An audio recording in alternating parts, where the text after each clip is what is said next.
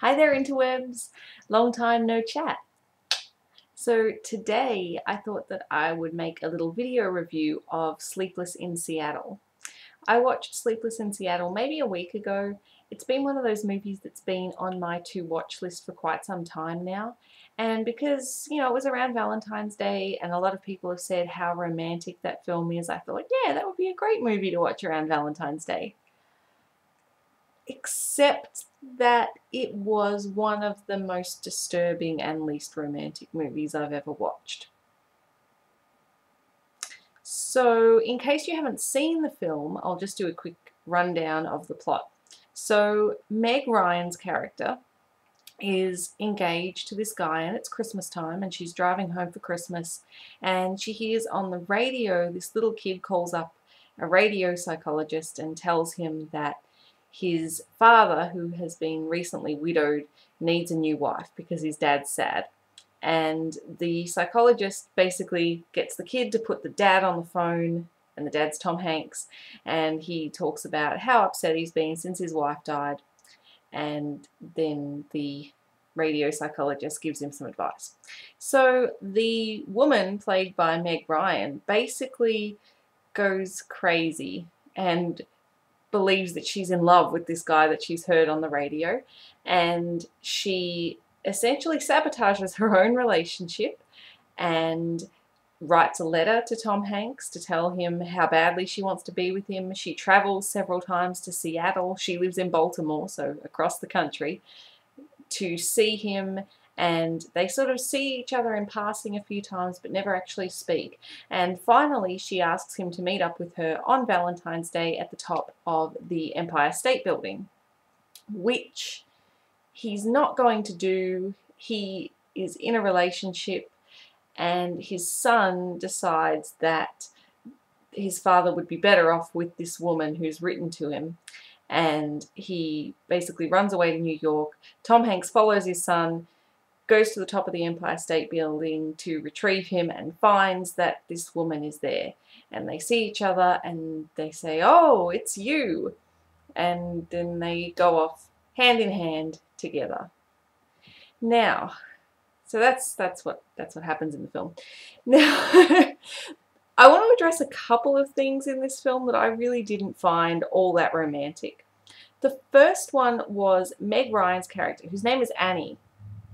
She is in this relationship with a guy that's played by Bill Pullman. She's engaged to this guy, and she's clearly experiencing some jitters and cold feet, which is perfectly normal. A lot of people who get engaged have those feelings, and sometimes it's the case that if you're having those feelings, you shouldn't be in the relationship that you're in, and you shouldn't be marrying the person that you've decided to marry. Now, in this case, I really think that Annie is pretty unhappy and perhaps shouldn't be with her fiance, but rather than just tell him that, she invents this whole relationship in her head. She knows practically nothing about Tom Hanks's character. Like, she's heard him on the radio once. She has a small snapshot of his life, in that he has a child, he's widowed, and he's kind of a nice guy. But she really doesn't know any of the details of what he likes, his beliefs and values, and on the limited information that she has, she obsessively decides that this person is better for her to spend her life with than the man that she knows well. Now, I'm not saying that she should have married the other guy, because clearly she wasn't into that relationship, but maybe it would have been better for her to end that relationship and just do her own thing, rather than creating it out by imagining this relationship with a stranger, basically. So the other thing that I wanted to address here is the fact that, when we get to the end of the movie and Tom Hanks and Meg Ryan, they see each other for the first time at the top of the Empire State Building, and they have this moment and this connection, and they're like, oh, this person's special and magical, and I'm going to go off hand in hand and presumably spend their lives together. I don't know, the movie ends with them just taking the elevator down to the floor. So basically what what worries me about this is that Tom Hanks, the connection that he feels with Meg Ryan's character seems to be basically based on the fact that he recognizes her. A couple of times she travels to Seattle to try and work up the courage to actually speak with him, and each time she chickens out. But he sees her twice while she's there. Once he sort of catches a glimpse of her across the room at the airport, and then another time he sees her. She's spying on him and his current girlfriend, and he sees her across the road as she's nearly hit by a car because she's so busy watching them make out.